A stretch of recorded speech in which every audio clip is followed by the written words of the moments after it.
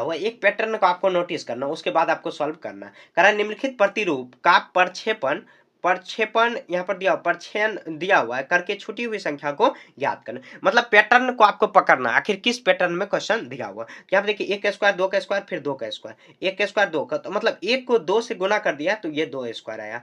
तो अब अगला जो संख्या जो यहाँ पर आया है, मतलब इसका जो गुणनफल आया उसका जो अगला संख्या वो इसका अगला संख्या हो जाएगा। यहाँ पे देखिए 2 गुना 2, यहाँ पर 2 गुना 3 तो 3 दूनी 6, और 6 का स्क्वायर ही वो किया हुआ है, तो इसका आंसर टोटल तो 7 का स्क्वायर हो जाएगा। फिर देखिए 3 गुना 4 तो 4 तिया 12, 12 के बाद कितना 13, तो हम लोग यही सॉल्व करेंगे। तो 3 के बाद कितना है, मतलब 4 के बाद कितना हो जाएगा 5, 5 स्क्वायर दिया हुआ है तो 5 गुना फिर करेंगे, तो यहाँ पे देखिए 5 गुना कितना आ जाएगा, 5 गुना 4 तो 4 पचे 20 हो जाएगा, और 20 के बाद 21 दिया हुआ है, 5 गुना 6 दिया हुआ तो 6 पचे 30, ये गुना आपस में हो जाएगा। ये पैटर्न समझना, इसका कोई कंसेप्ट नहीं दिया हुआ, और 30 के बाद 31 यहाँ पर दिया हुआ। अब देखिए 7 में 6 से गुना करेंगे तो 7 छके 42, और 42 का स्क्वायर हो जाएगा, 42 का स्क्वायर होगा, 42 के जो जस्ट आगे जो संख्या दिया हुआ तो कितना 43, और 43 का स्क्वायर लिख देना। जो क्वेश्चन को समझ रहा है, पहले क्वेश्चन को समझ लेना कि किस जो कंसेप्ट में दिया हुआ है, मतलब किस पैटर्न में दिया हुआ, उस पैटर्न को पकड़ना। उसके बाद जो आगे प्रोसेस होगा अगला अगला हर